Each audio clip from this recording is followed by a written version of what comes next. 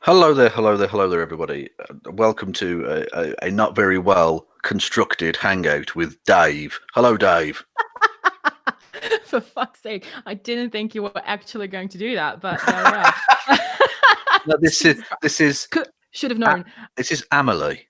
Yeah, well, the actual name is Emily, but I for English people I go by Amelia because I find that, sounds better. And the thing is, because hold on, I'm watching the stream and I forgot to turn the sound off. So there we are. Hi, I'm Amelia Jane. I don't do anything with llamas. I don't know where that came from. So if the person in the chat who said that can let me know what the connection is there, Well, because I'm clueless. me thinks you protest too much. I mean, why did you address the llama situation if there was no llama situation? Oh yeah, I'm defending myself too much now, so it must be true. I'm hiding Exactly. something That's about llamas. that's how the internet works. If you don't address Yep. it, it means you're ignoring it because you're guilty. And if you address it, Yep. then clearly this is you're covering yourself here. This is outrageous. Yeah, Um, absolutely. yeah. And people watching this back, if you don't watch the chat, you won't understand any of that. But there you go. Anyway, The chat does replay, right, if they watch it back. So I believe so, unless we have. Oh God, we had an infiltrator once because I did a screen share and I oh, showed the link to the thing. So someone came on and showed a picture of a massive black penis on the screen, which I then had to go back and censor, which got rid of the chat. So right. Well, that's a thing that happens then, apparently. yeah, Weird. but that's not that won't be an issue hopefully this time around. Oh, Anyway, so for those who don't know you, Emily, yeah. um, tell us a little bit about you. Right. I'm a 31-year-old non-binary person. I go by they them pronouns.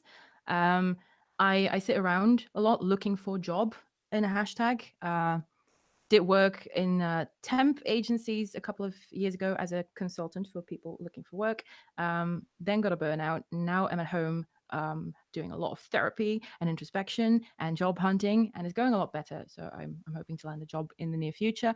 But in the meantime, my time is spent a lot on Twitter talking about LGBT stuff and trans rights and feminism to some extent. And before I got into talking about trans rights, it was a lot about rape culture and advocacy for rape victims, and the discourse around that. And I wrote a book titled Feminazi. So if you want that, go to my Twitter, it's there. Um, Or so you could that go. It's linked underneath this video if you want to go Oh, and check is it? that out. Wow, that is nice of you. Thank you.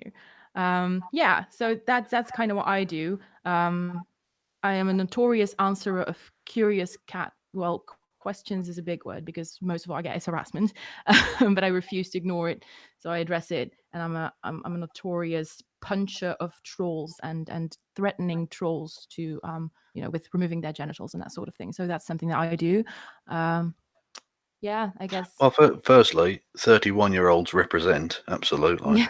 I'm with you. Oh, nice. Um, I had no idea. yeah, absolutely. Oh, it's okay because I didn't enjoy being young anyway. It was fine. I don't care.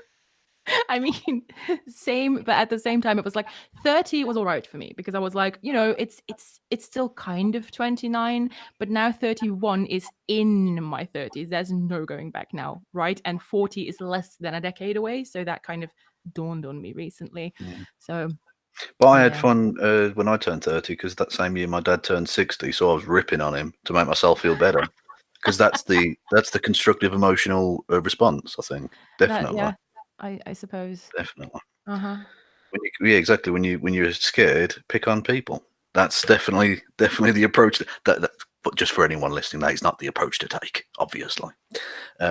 Anyway, yes. So you wanted to talk. Well, I suppose you wanted to talk about concern trolling, but in a Yeah. wider context. Yes, because um as I've said, I do a lot of stuff with like trans rights and trans issues um, these days. And since we've recently had H bombs stream for Mermaids, which was amazing, and raised $340,000, I think. Um, I've seen a lot of this concern trolling going around, and what sort of sparked this interest for today and was like, oh, maybe this is something that I need to talk about more. Was a reaction from my mum, which I told you about, but I'll for the people in the stream, I'll reiterate. So H bomb stream went really well. I was very happy. My mother knows I'm non-binary, So I was like, I don't generally share a lot with my parents, but I was like, this is a good moment. This is a good time to sort of bond with my mother over this. So I sat down with her and we had a chat, and I told her about the stream and about what Mermaids did, and what kind of organization they were, um, how much money was raised, and that was all fantastic and great and whatever. And my mom's first reaction was like, so it's an organization for children. Like, how old are these children? Like that was the first question. So I turned to her and I'm like, why does it matter? We're talking about just minors who are trans. Like, doesn't matter if they're 8 or 16. Like, what's the point of that question? My mum says, well, I mean, I just wonder, like very young children, like I hope they're not like rebuilding them or reconstructing them. Like, I'm translating directly from Dutch, what the kind of not so nice way to say transition is. Um, Shall I do my Frankenstein's monster joke again? oh, please. Yeah. Well, yeah. We're not talking about Frankenstein's laboratory here. There's no reconstructing going on. Yeah, exactly. So, Absolutely. but the thing is, like, my mum is a smart person, like, is a very smart person. Went to college, like, has a college degree, and she's also generally quite intelligent. Like, I didn't come from stupid people. Okay, so I was pretty surprised that her initial reaction was just to assume that it might be a possibility that this support organization, that just provides like a way to have a chat and to gather information and for people to come together for trans children and their families, that her assumption was like, oh wait, are they like doing anything medically to these children, and if so, how young are they, because I might not be okay with that. And I Hmm. was, yeah, the thing is, like, I immediately told her, like, where do you even get this assumption? Why would that be the thing that you jump to? Like, yeah, you're a smart person, and this claim, like this thing that people are supposedly doing to kids, sounds very much out there and sounds like to any remotely like averagely intelligent person should sound pretty ridiculous. So why is it that that is the thing that you jump to? And suddenly it hit me that it's concern trolling. And I don't mean in the sense that my mum is the one concern trolling, though like that sort of argument like certainly looks like it, and in essence is kind of concern trolling. But it's my mum in good faith genuinely is worried about kids being given hormones and being sterilized and being operated on. Um, so I figured there is a reason why quote unquote normies feel this way and assume that that's happening. Um, so Well, yeah, yeah. Before go ahead. before we carry, we should just point out that mermaids don't actually do any kind of Yeah, medical no, procedures. They're like a they do. counselling service, mainly. Yeah, Yeah. yeah, zero at all hormonal medical weird shit going on at Mermaids. Just Yeah, to so regardless of, clarify. and by the way, just a quick fuck you to Graham Linehan. Regardless of Yep. what Graham Linehan or his ilk will tell you, mermaids are not giving them fucking puberty blockers or anything of the sort. They're a counselling No. service. They keep people from committing suicide and stuff. Yep. So when you deny them money, Graham, you piece of shit, you're potentially sentencing teenagers and children to death. Yeah, exactly. Hashtag fuck Graham Linehan. Oh, speaking of Graham Linehan, can we just say, recently he tweeted out something about people talking, because you brought up like children are like potentially harming or killing themselves over this rhetoric and like all these lies and whatever. Um, Graham Linehan very recently on his Twitter said, dragged in Samaritans actually, and how people speaking out in the media about suicide rates and how this anti-trans rhetoric in the media affects those rates and that it actually kills children. Said like, oh, this sort of stuff is against Samaritans guidelines, etc., and so forth. Sort of like in an attempt to vilify people actually touching on this topic, and that is really dangerous. And I happened to be in contact with someone at Samaritans about something else, but we were emailing back and forth, and I had to send a reply about something, and I included it. Like, I was like, listen, I don't know if you're aware of this, but you've probably heard of Graham Linehan. I don't have to tell you how staggering the suicide rates among trans teens and children is. And this is what's happening. Like, Graham Linehan is now dragging in Samaritans in the kind of way to shame people who are advocating for trans rights, and directing attention towards like, if you say this sort of shit, like that's really harmful to trans youth. Um, And she actually got back to me, and she said, "Listen, I'm going to send this to our like media, blah, whatever. I'm not sure if they're going to do something with it." But she herself reaffirmed that Samaritans in itself is absolutely not queerphobic, that they're not against trans people, that she herself is also like an LGBT person, and that at least like she, in the capacity of a Samaritans employee, was not okay with what Graham Linehan was doing here. So they're gonna like kind of look into it. I don't know what's gonna come of it, but that's the thing that happened. Oh, okay. So That's interesting. Yeah, and it's, yeah, I mean, it's part of that transphobic culture where they'll yeah, literally bring up suicide rates, hmm, which obviously is a huge issue, yeah, and they'll pretend, and again, that's concern trolling. They'll pretend that they oh yeah, care about that topic, but yet, like I say, they'll try and deny Mermaids, which is a counselling service, National Lottery funding, yeah. which hopefully they won't actually work in the end, and they'll end up with a lot more money because of the H bomber stream. Shout out to Harris, Oh legend. yeah, definitely legend.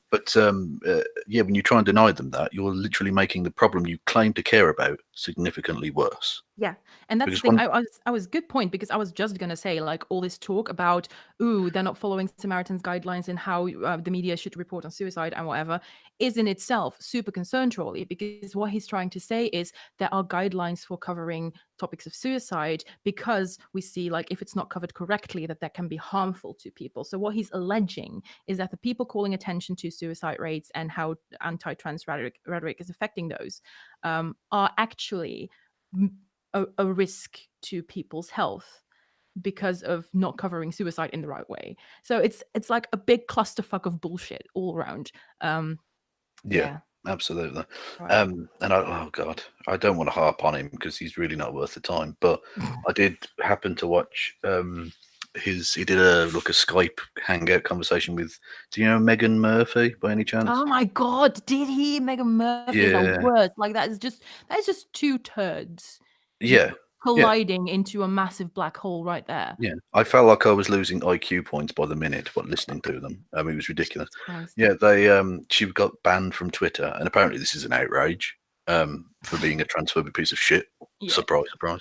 And they did a thing, and it was like an hour and 20 minutes, and it was just awful. I mean, they are. I can I imagine. just, I don't even know how to describe it other than fuck both of them with a rusty Yeah. nail. I don't, just awful people.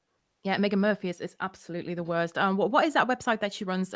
Feminist Current or something? No. Yeah, Feminist I Current. have I no can't idea remember. what Yeah. website Anyway, she runs. so she runs this quote unquote feminist blog, which is just like sheer transphobic bigotry all around. Um, and when she got banned off Twitter, because I mean, I was there to see it happen.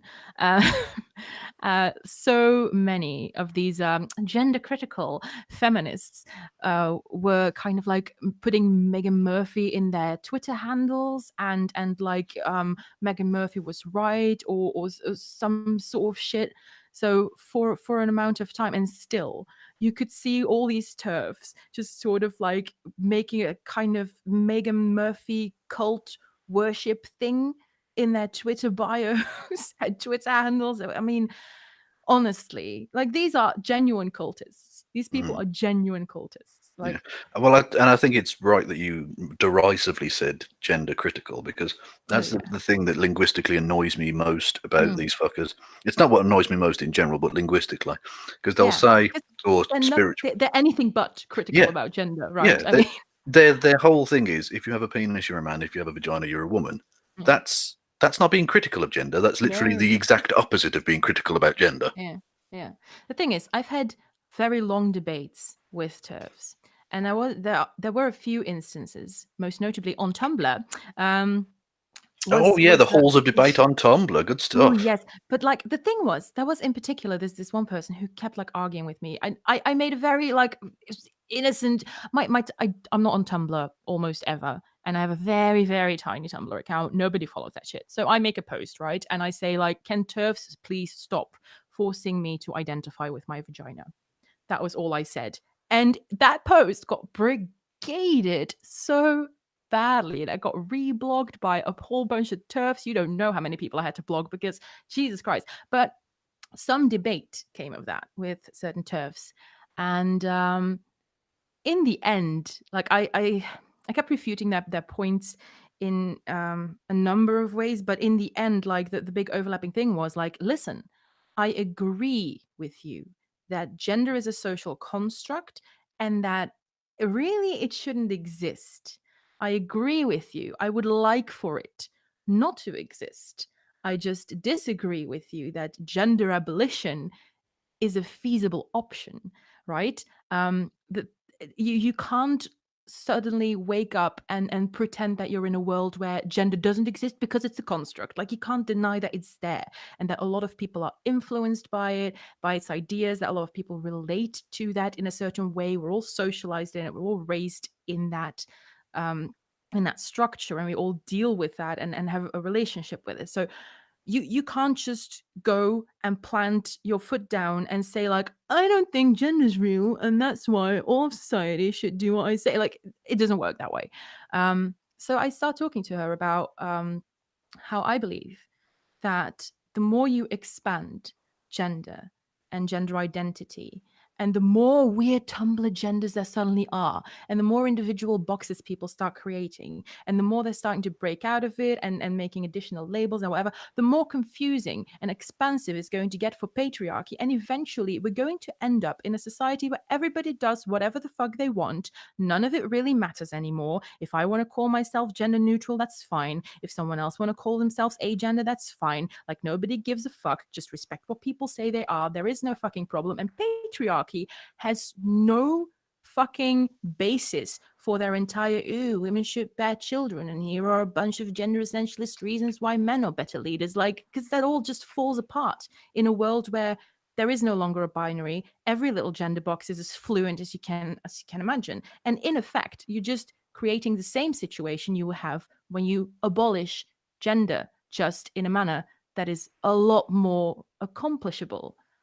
And she, at a certain point, she stops arguing with me, and all she says is like, I don't understand, because when I listen to what you think about patriarchy and gender and what the world is that you want, that is exactly what radical feminists want. And I was like, yeah, but I'm not a transphobic shit in the process. Yeah, exactly. Right? And she was just dumbstruck. Like she couldn't fathom how a trans rights activist could possibly have basically the same worldview as she does, minus the whole transphobic bullshit. So it's, yeah. I don't know why I start talking about this actually, but I think it was a good point. Yeah, well, yeah, I think you made some good points in there. Absolutely. So in terms of concern trolling, how do you think we should approach it, tackle it, and hopefully overcome it? Well, I think in order to answer that question, we need to look at like maybe with trans rights. There's a paper with trans rights as like a specific example. To actually look at how does this concern trolling occur? Like, how does it start and what does it do? Because I think like once people in general start taking note of all these concern trolley arguments, it's already been happening for such a long time, and you're already in like phase 3 of the whole process, right? So I was thinking about this, and I was like, okay, so I think society at large, loads of people don't really give a shit about trans people. They don't really know any trans people. They don't stop to think about the fact that trans people exist. Um, they don't spend their days thinking about, oh, there are trans people out there somewhere, and maybe I'll run into one in the bathroom. Like, people in general don't live their lives that way. And I think most people in general will make a lot of like your dad's arguments, as like Ollie from Philosopher Tube sort of said, and they exist in a kind of, if people can do whatever they want, like as long as it isn't harmful, as long as it doesn't have any negative impact, people can do whatever they like. So say that you are a raging transphobe, which makes you a small minority, and say that you're really pissed off about trans people getting rights, and suddenly there's the GRA, yeah, um, and you feel like, I don't want people to be able to self-identify because trans people are shit and I hate them.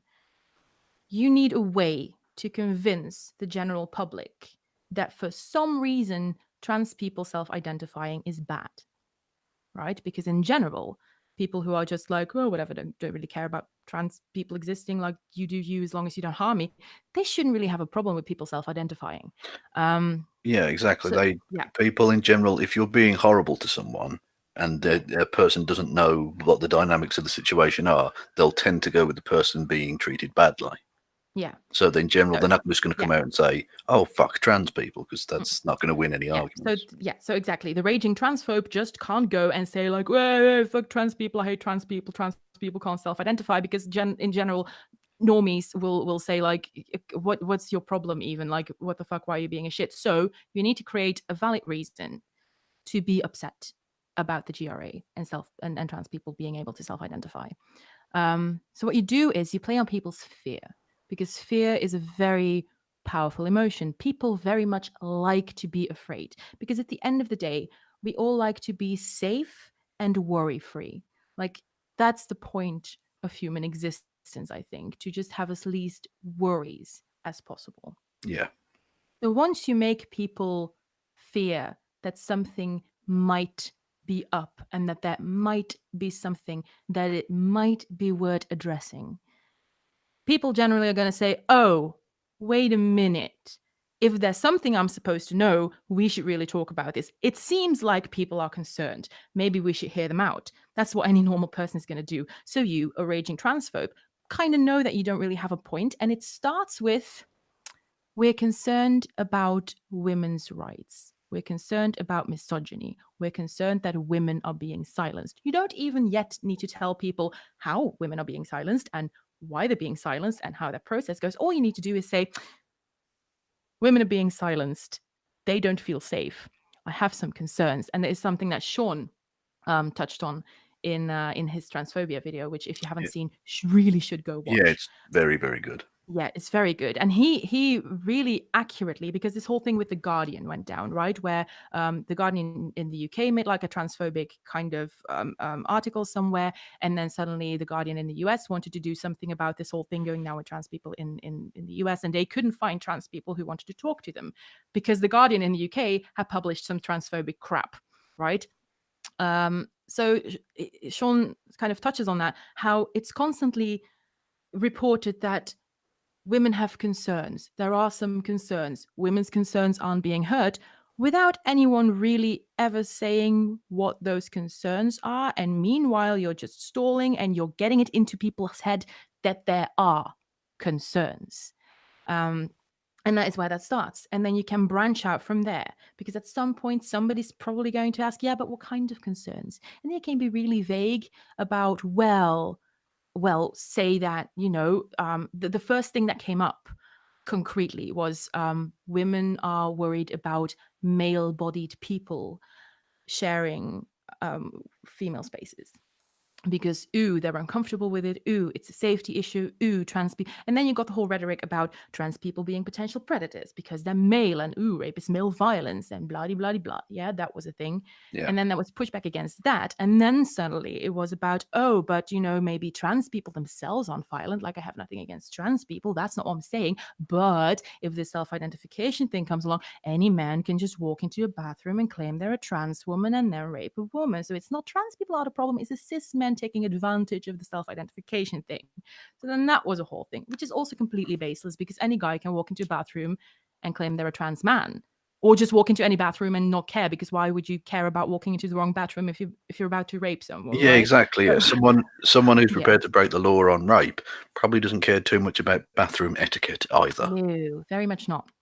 So that's what starts happening then. And then you can see it branching out to reach different demographics, right? So you have the women are being silenced and women don't feel safe in female only spaces, and there is a potential rape threat, sort of to get the feminists in, right? Because the feminists are the SJWs, and if you want leftists to get on board, and if you want them not to fight for trans rights, you need to get the feminists on board, right? Well, and yeah, and I'm just going to say, as king of the SJWs, I won't be throwing my weight behind their efforts. Just saying. Right, but then you get the feminists. But then how do you get the rest of the LGBT community?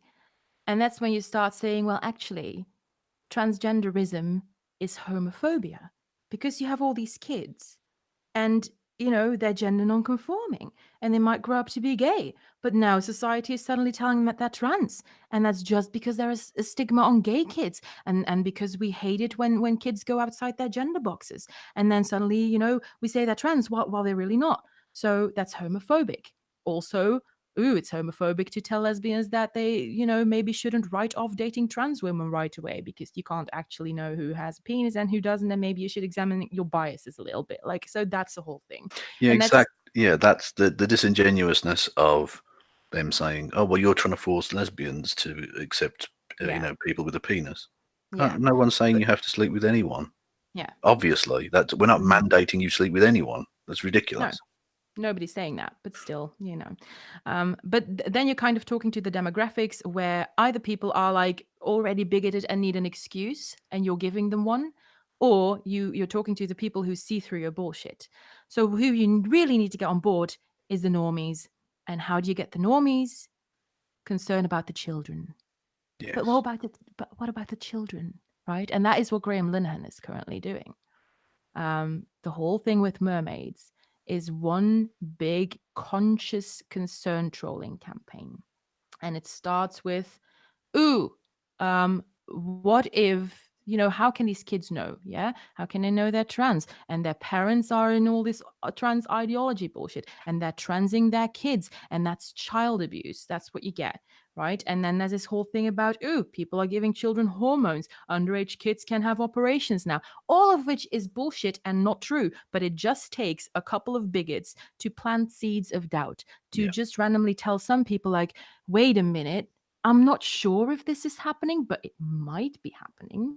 And if it's not happening now, what do you think will happen if the trans lobby gets its way? Yeah. You know? Well, one of my favorite examples of this of the bigots you refer to there is bizarrely is Yeah. a trans person, which should be anathema, but there we go. It was Mm. Blair White Oh yeah. in her video about, do you remember the front page or the cover image of a trans person, a young trans girl who was National Geographic magazine Oh, about can't a say that I couple of years. do. Oh, okay. Well, it was a couple of years ago now, and it was about gender and stuff. And it's National Geographic, so yeah, I mean it's not going that in depth or anything. But anyway, Mm. Blair White essentially led a harassment campaign against the mother of said child Jesus because Christ. she had, in a fucking genius mind, had read that this mother was a trans rights activist, and therefore, she taught her child to be trans, right? Oh, for fuck's But it sake, yeah. wasn't that way round, you fucking moron. Yeah. She knew nothing about trans issues whatsoever until her daughter became like outed herself to the mother as trans, and then she learnt about it. I mean, she actually came from very religious Baptist stock in Yeah. America. Like, she Mm. had no idea about trans. It wasn't that she made the kid trans, it's that the trans kid led to the mother becoming a trans activist. And this mother was Jesus Christ. doxxed and all sorts because Blair White put this shit out there, and it's still on her What fucking the channel now. I do not know what her deal is at all. Like, I but there's a bunch of like trans people who are this whole what's popping up like mushrooms now is this whole trans-rational, like, which are these trans people who agree with TERFs that they will always be the sex that they were born with. Like, they'll always kind of have the gender they were assigned at birth, and they're just transitioning, and it's a mental illness and whatever. But biologically, a trans woman will always be a male, and a trans man will always be a female, right? Trans rationalists, and Oh they buy wow! into this bigoted crap. Like, and I can imagine that there are people like that out there, and it's just internalized transphobia, and it's just a kind Well, of like it's trying Stockholm. to fit in and trying to, like, this feeling, if you go against the grain too much, they're coming for you, Yeah, right? It's like Black Klansmen, really. um it's sheer self-annihilation, pretty much. it's what um it seems like, a bit of Stockholm syndrome, frankly. Yeah, yeah, pretty much. I think I said that to someone at some point, about how people can have sort of like Stockholm syndrome towards a certain system or set of beliefs. Yeah. Um, yeah, but these days, like recently, those trans rationalists, they pop up everywhere, and Also, can I it's the just same as with TERFs. another Yeah. example of something that I've pointed out on this channel a million times? Whenever Mm. someone puts rational or skeptic or some shit like that in their name, they're fucking bullshitters. A lot of That them. yeah, yes, that's very true. It's like the hallmark. It's like basically don't trust what we have to say. That's Mhm. what they're saying to me. Yeah, because it makes and I don't know if you've already seen Innuendo Studios' latest video on the alt-right playbook, I but have these not are yet. yeah, he talks about the inversion of where you have like the idea of rationality, because normally you would see proof of something, believe it, and then argue it, right? Mm, And he says like these people who call themselves like rationals and whatever, they see rationality or like rational thinking not as kind of skill, not as something that you actively learn and employ, but as a trait. So they invert this logic, and they have this thing like, because they are rational, because they argue a certain thing and they are a rational person, it must be true that they believe it, and because they believe it and they are a rational person, it must be true that it is fact. yeah. um So it's like a circular yeah, argument. Yeah. yeah, They prove themselves right by being right innately, which is yeah, ridiculous. Yeah. yeah. Like and I think that's really the thing when you see people with like, ooh, rational or skeptic or whatever in like Twitter handles and bios. I really think these are the sorts of people who see that as an innate trait of themselves, and I think that's a very dangerous thing. Yeah. um yeah. Anyway, wait, Oh, where sorry. were Yes. we? Well, I interrupted you. You were going to make a point about the trans rationals, which Oh yeah. I actually think would be quite a good name for a band, a little indie band or something. Actually, that is not a bad idea. Yeah. You should just But get like a unfortunately, you're aligning yourself with some pretty broken people. Basically, it sounds. yeah, yeah, yeah. But the thing is, like, they're popping up like mushrooms now, which is exactly the way TERFs did, because TERFs didn't used to exist in the numbers they do now. It's just a bunch of sock puppet accounts, and you see the same with Well, trans-rationalists. yeah, Graham Um, Linehan didn't used to be. He used to be quite cool. Back when he was taking on Gamergate and stuff, I was like, oh, that's awesome. I like his mm, shows, and he seems like a good guy. And now you're like, well, oh, God, what a dick.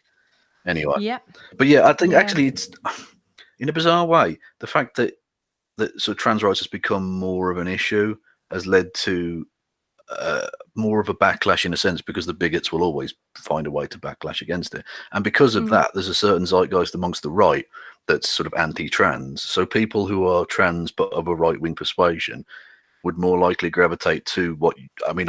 This is the first time I've ever heard of it, but that trans-rational position. yeah, potentially. I mean, not always though. I have been in DMs recently with a few trans people who are very right leaning, also have very right leaning partners, and who started talking to me like, listen, I don't really know, like, I'm not left, and I don't think that I want to be, and I don't agree with all of stuff, but I kind of feel like I should get out of this right wing echo chamber, because I realize how super transphobic and everything it is, and I don't feel comfortable here anymore, and I've seen the bigotry now that is directed at me, and maybe I should listen to some other people. So that's also happening, which is probably good. Um, Yeah, yeah. well, that's the thing. I mean, the bigots. You can when it comes to say elections and stuff in democratic societies, trying to get by alienating groups, even if they're relatively small groups, only has a Mm, limited sort of. yeah. There's a kind of diminishing returns on it eventually. But Hmm. yeah, by the by. So Yeah. anyway, yeah, I was going to ask you, because you are from the great state of Belgium.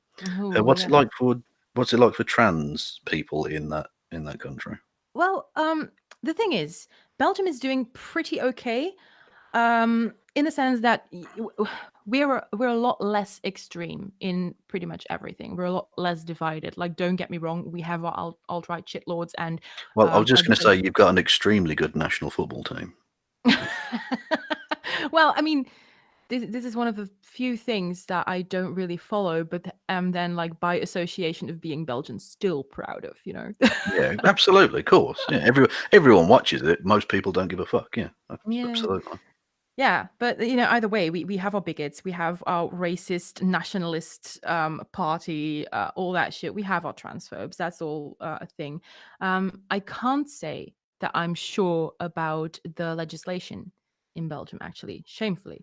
Um, Okay, but well, just to drag you back for a second, when yeah. you say those people are around, what I mean, I'm not asking for direct, numbers or anything, but what kind of impact do those groups and those kinds of people have on the political discourse?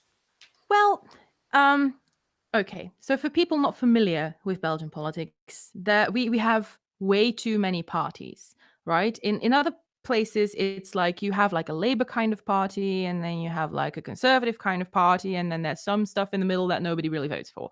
Um, we have a very like we have a couple of social, I mean, we have a socialist party kind of, we have like these sog dems, then we have a green party, we have a Christian party that is very centrist, then we have a liberal like an economically liberal party who are quite right wing, like when it comes to capitalism, free market, that sort of shit. And then we have the two sort of nationalist parties, which are kind of racist, and one is Vlaams Belang.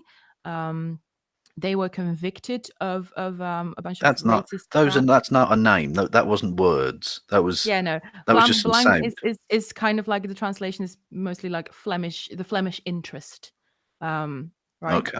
Yeah. So they're also separationists. They want Flanders and Wallonia to separate, and for Flanders to be its own country, and all that sort of shit.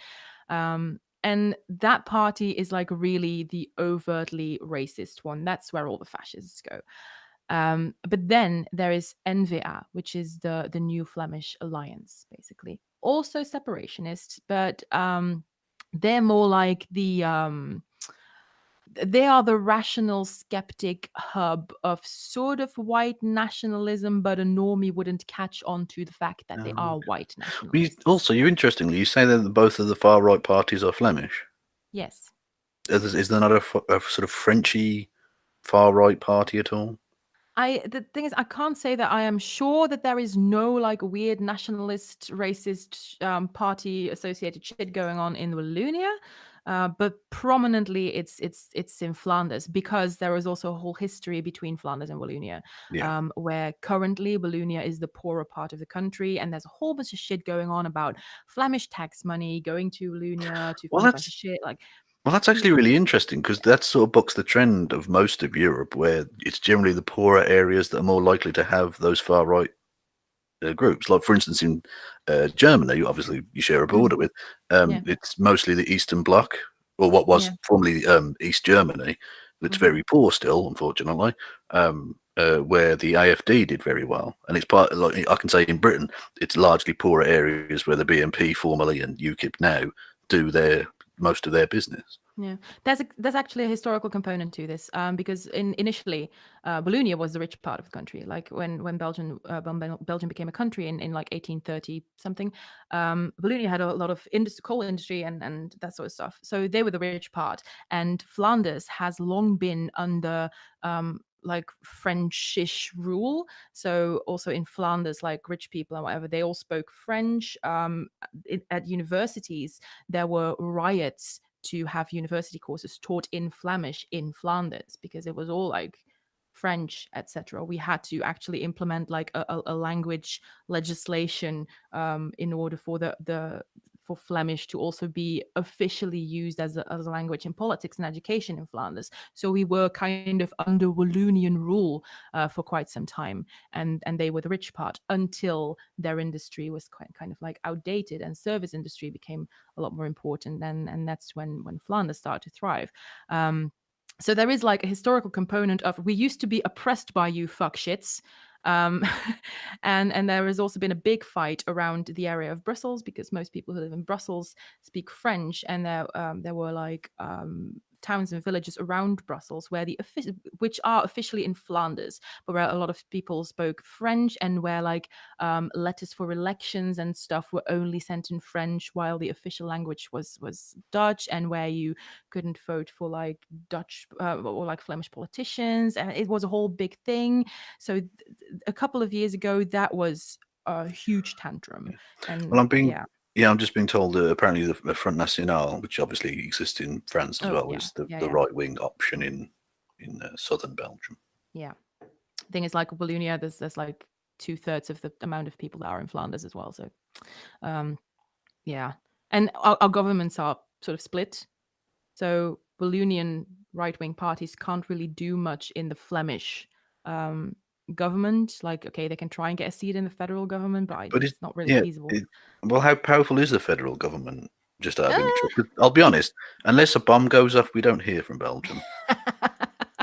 No, the thing is, like, it changes regularly. Like, which kind of power is for like the communions and what is federal and Yeah, all that sort of jazz. Stuff like education and whatever is regional. So that's not on a federal level that happens. I should really look it up, but my country's politics is so fucking complicated that I can't really follow because I'm too busy following the US. yeah. So that's the thing. As you mentioned, the US, I think it's Yeah. only fair that we touch upon the fact that there's a crime syndicate in control. Oh, I mean, literally. I haven't heard the most recent news, but I mean, I hope they hang every single one of them, like proverbially, because I'm not really pro death sentence. But something needs to come of this fucking investigation already. Like, Well, that's yeah. I was having this discussion with Christy, who's in the chat. Hello, Christy, by the way. Um, hi, Christy. yeah, she. I'm rather pessimistic, I have to say, because America Mm, doesn't have a great history of punishing those who commit crimes when they're very powerful. no. After, say, for instance, after the Civil War, many of the leaders of the South were essentially let go. In fact, many of them took their seats back up in the U.S. federal um, government afterward. Like they literally Yeah. were elected back to their position, and stuff like that. I know Richard Yeah. Nixon, obviously so guilty as fuck, didn't even go to trial. Like, just none of them do. So I'm really not, like, I'm hoping at most, or at least I should say, that Trump will be pushed out, like he'll resign or not stand in 2020 on the basis that they leave him alone or something. I am very, very, very curious what's about to happen in 2020, to be honest. But yeah. Oh, can I just drag you back to the fact that you asked about how stuff is for trans people in Belgium? Because like we're way off topic.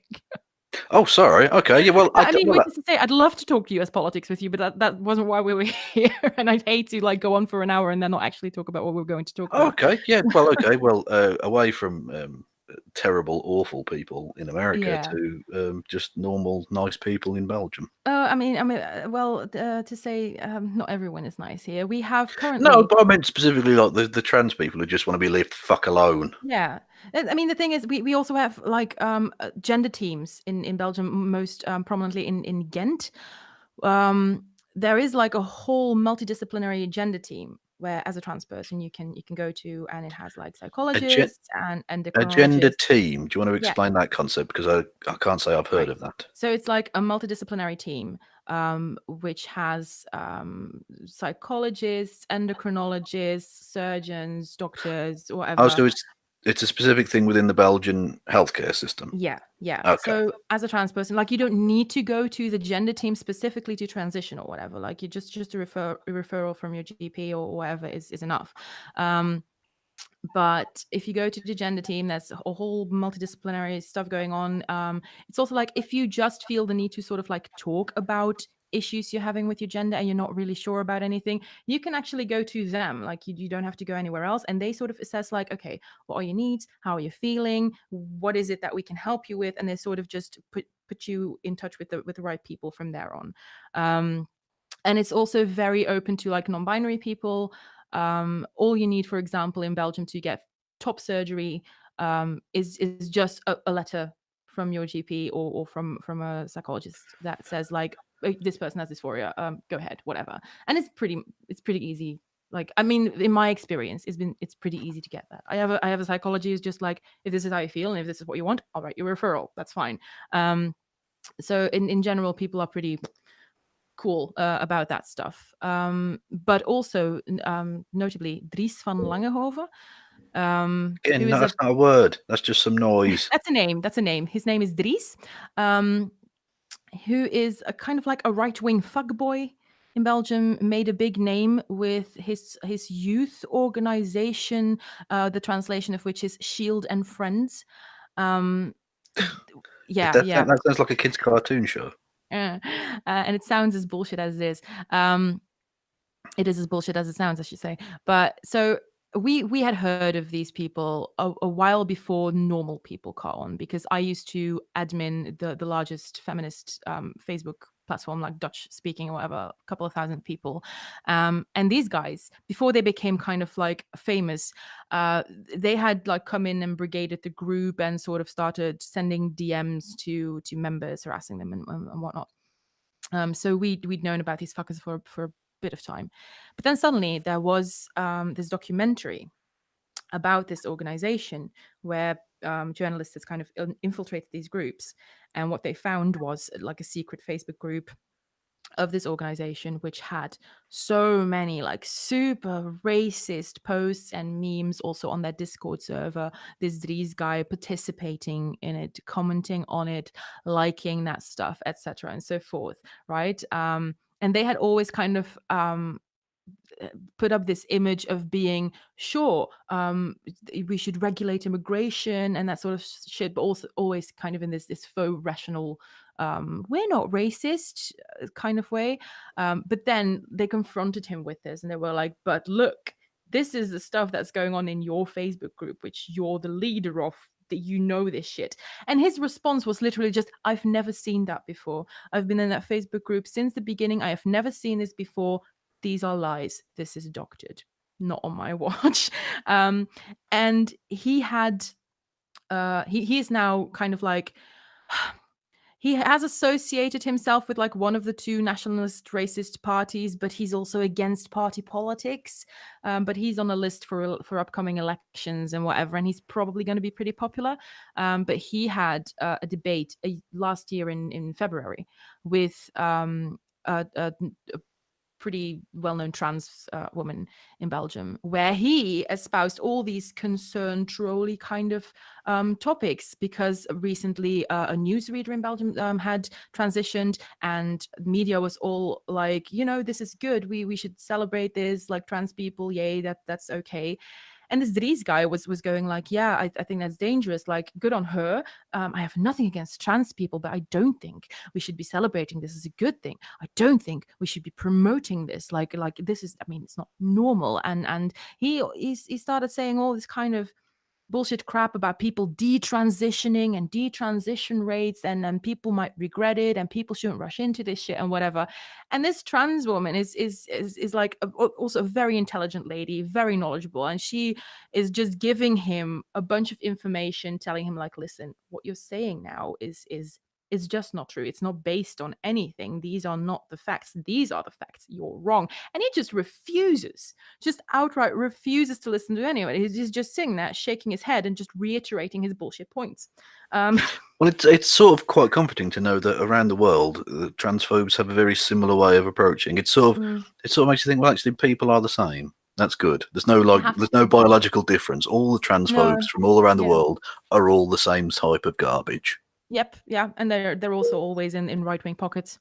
I mean, almost always, yes, yeah. yeah. Although bizarrely, if you look at someone like Graham Linehan, a lot of his positions, when you hear, if he could just not ever talk about trans people, he wouldn't be like the worst person in the world. He says some good stuff. He's been very good about talking out a bit against Donald Trump or whatever. But it's just whenever he starts going on, he sounds like an alt-righter when he starts going on about trans people. The thing is, like, don't believe the things that people say they believe, right? And until their true colors come up, because if you look at screenshots of things that Graham Linehan has said about women these past few days, like not things that he said these past few days, but screenshots that have come out now about stuff that he said in the past about wanting to grab someone's boobs and telling like a writer that he gets off on her writing, like sort of just unsolicited and that sort of shit. Like, yeah, I mean, I think Graham Linehan is just an attention whore, and he says whatever he needs to say, and he gets in whatever leftist space he needs to get attention. Graham Linehan is the epitome of white knighting. Have this on record, because that guy, if you look at the way he's all riding this wave of, I'm so feminist, I'm trying to defend women, blah de blah, like, while he's really a sexist pig, if you look at the stuff that he said to and about women openly on Twitter in the past, like, this man is not a feminist. He says he is, and he defends a whole bunch of crap to the extent that he thinks it will get him cookies and that it will benefit him, and that it makes him like popular as this kind of, ooh, look at me, all woke and shit. But he's just doing this for brownie points. That's literally Graham Linehan's deal, I'm quite sure. Okay, well, that's That's your hot take on it, and that may very well be Yeah. true. um, but either way, like, um, the thing is, once concern trolls, like deliberate, like instigators, planting these little seeds of doubt and, ooh, maybe this might go wrong, or ooh, maybe this is a thing, but ooh, have you thought about people detransitioning, maybe we should look into that, like that, all that sort of bullcrap. When they tell enough people, enough normies will get concerned and they'll want to talk about it. And if enough people want to talk about something, the media will pick up and they will talk about it. And once you talk about it, you legitimize that there is an issue to talk about. So, and then, I mean, the thing is, regardless of if media believe all this rhetoric or not, it's advantageous to them to write transphobic shit because it gets clicks. And because the more Yeah. you write transphobic shit, the more people will talk about it, the more there will be something to talk about, the more there will be to report on, and the more outrage you can create, and the more money you can make off of that. Like, even if there are no transphobic shits working in any kind of media outlet, the media profits from outrage clicks and they profit from all this controversy and they profit from shitting on trans people and making it worse for us because it gets them money. Like, they have no incentive other than the goodwill and in their soul and heart to like be kind to trans people. And thank fuck that there are some journalists and some outlets that can find it in their moral standing to sometimes be nice and genuine and report actual facts. But mostly this is just, concern trolling and transphobes riding the wave of capitalism to further their point. um Yeah, I think that's actually a yeah, very good point. Yeah, which, I mean, absolutely. and this is exactly the way in which anti-progressive arguments and capitalism neatly tie together in this bullshit system that tries to keep everyone down and that is just slowly resorting into fascist war and bullshittery. Like, I am I am very pessimistic about the future, frankly. Yeah, I can see this Yeah, all I burning down in flames. again, just like being 31, I'm with you on that. Yeah, Yeah, I look into the future and I don't see any way it ends well.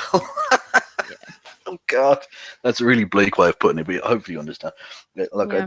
the if you look at most of the major countries and things, it's or even a lot of the ones that aren't necessarily very high profile, um, things aren't going in good directions by and Mm. large.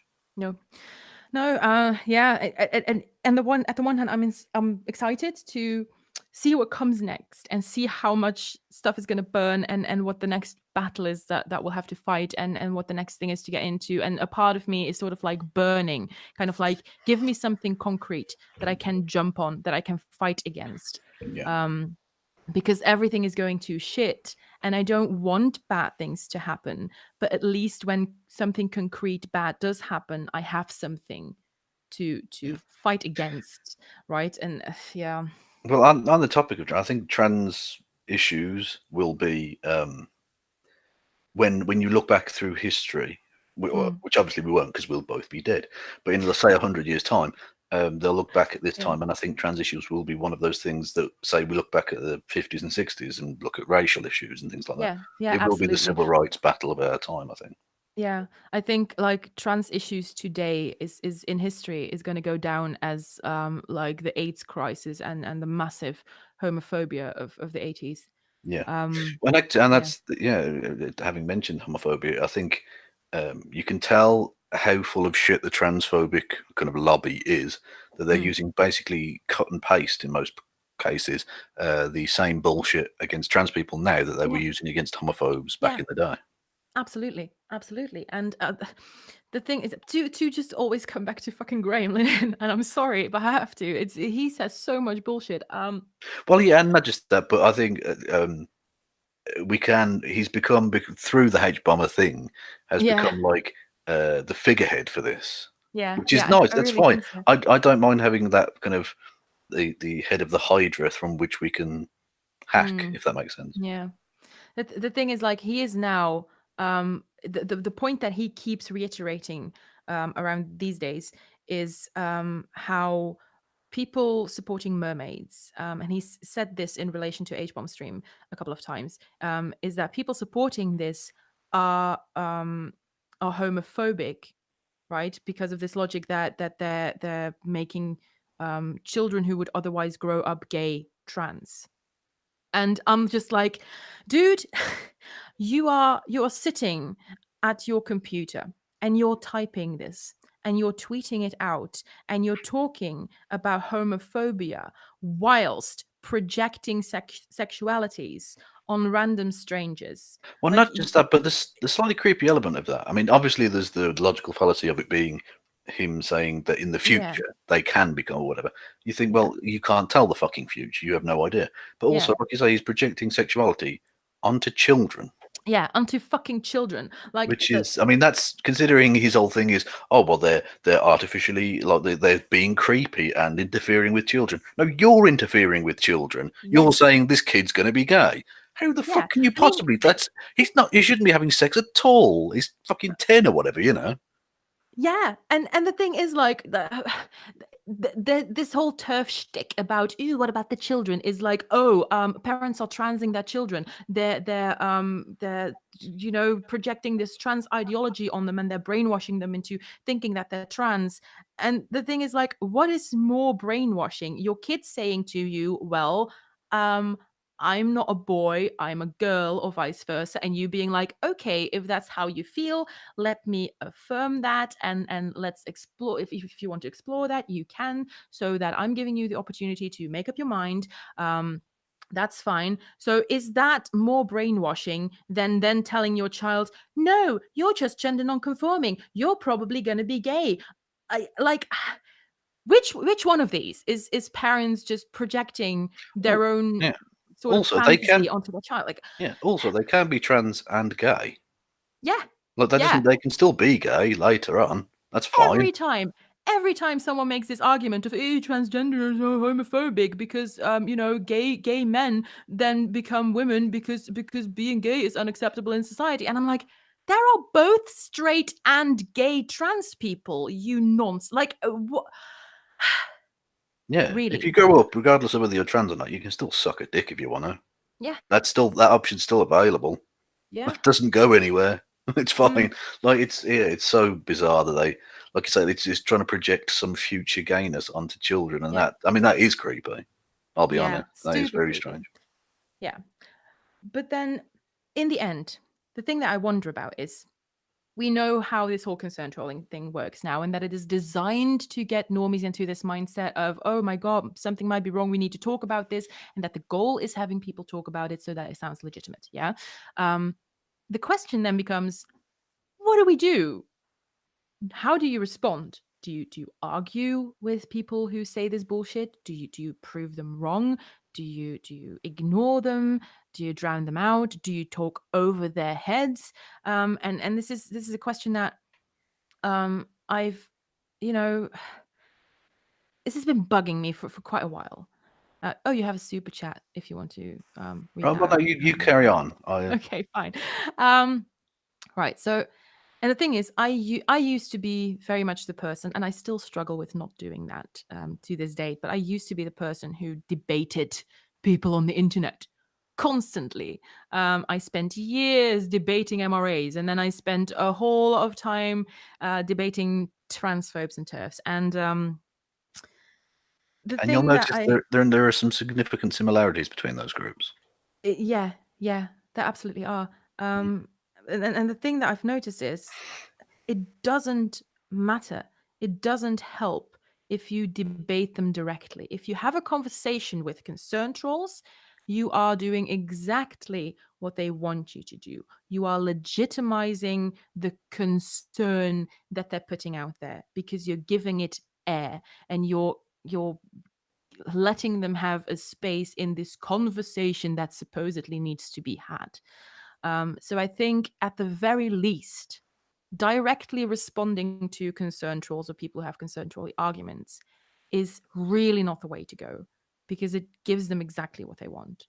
Um, what I have, and also I've really noticed that if you do that, it opens up a lot of space for sea lioning and gish galloping, like both of those, like constant questions about, but why do you believe this way, like maybe send me a link to this point of yours, and prove this to me and prove that to me, and like that, all of that shit. So don't directly engage concern trolls, for the love of God. It's not good for anyone.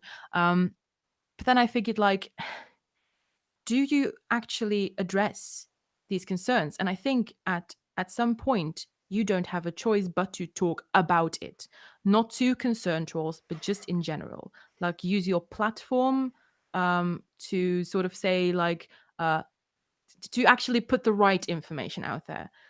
Right, and whether that is in relation to, well, we've been hearing this shit and here's why it's wrong, or it's just here's the science on that.